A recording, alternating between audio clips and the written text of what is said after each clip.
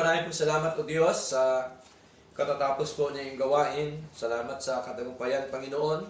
Salamat po Diyos sa inyong mga salita na nagsilbing gabay, patnubay, at nagbigay sa amin ng encouragement, Lord, sa aming buhay espiritual. Salamat po sa inyong pagtuturo.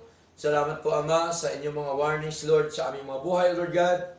Salamat po, Diyos, sapagkat kami po ay inyong tinuturuan, Panginoon, na sa pamamagitan po, O Diyos, ng inyong mga salita, Panginoon, kami po, O Diyos, ay naging masigla, naging malakas, Panginoon, sa aming buhay espiritual.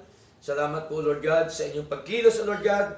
Salamat din po, Panginoon, sa lahat-lahat ng mga kapatid na narito, na patuloy po namin nakasama sa paglilingkod sa inyo, Panginoon. Patuloy po namin na nakasama sa aming pagsamba sa inyo. Nawa kami pong lahat ay inyo pong patuloy na pangunahan, na kami po nawa ay patuloy po nawing masigla, maging matatag, Panginoon, at nawa, Panginoong Diyos, ay patuloy niyo po nawa paapuyin ang aming mga puso, ang aming buhay espiritual, ang aming pananampalataya sa aming pong paglilingkod sa inyo, Lord. At nawa, Panginoon, anuman po ang nangyayari, Panginoon, sa aming paligid, anuman mangyari, Panginoon, anuman mga pagsubok, problema, suliranin sa aming mga buhay, Lord God. Ano man mga pag-uusig, Lord. Panginoon, ang lahat ng mga tao, kami po nawa ay patuloy niyo pong kilusin, na kami pong lahat ay magpatuloy po sa paglilingkod po sa inyo, Lord.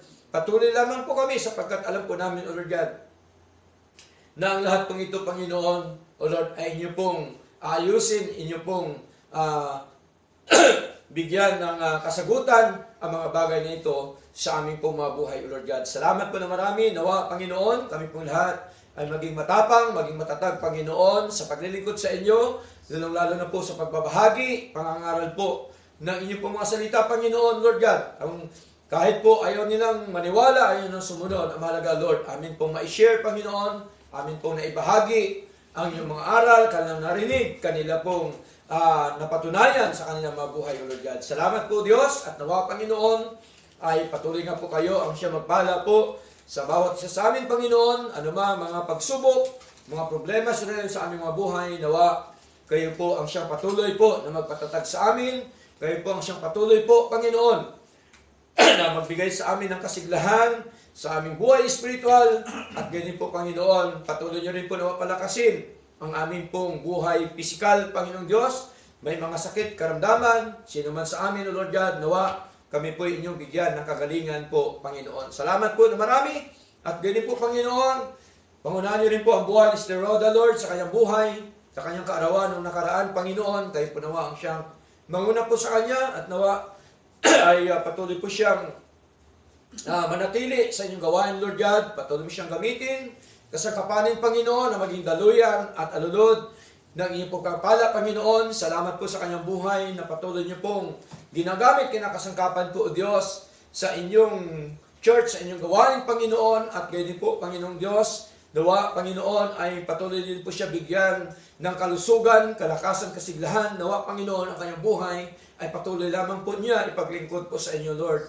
Nawa, Panginoon, patuloy mo siyang pagpalain, Panginoon, anuman ang kanyang mga plano, anuman ang kanyang desire sa kanyang buhay, O Lord God. Kayo po ang siya nakabatid. Nawa, ito po, Panginoon, ay inyong pangunahan, na ito po magkaroon po nawa ng katuparan, katugunan, Panginoon, at ito din ay ayon po sa inyong kalooban po, O Diyos. Salamat po na marami. Patuloy mo siya bigyan ng kalakasang pisikal, patuloy pa po dugtungan ang kanyang buhay sa mundo pong ito, O Lord God. Ganyan po, Panginoon, amin din pong dinadalain po sa inyo ang aming mga kaloob. Nawa, patuloy niyo itong basbasan, at marami po salamat, O Diyos, sa lahat po ng mga kapatid na patuloy po na sumusuporta at ginagamit niyo po sa inyong gawain po, Lord God. Marami po salamat sa kanilang mga buhay, Lord God.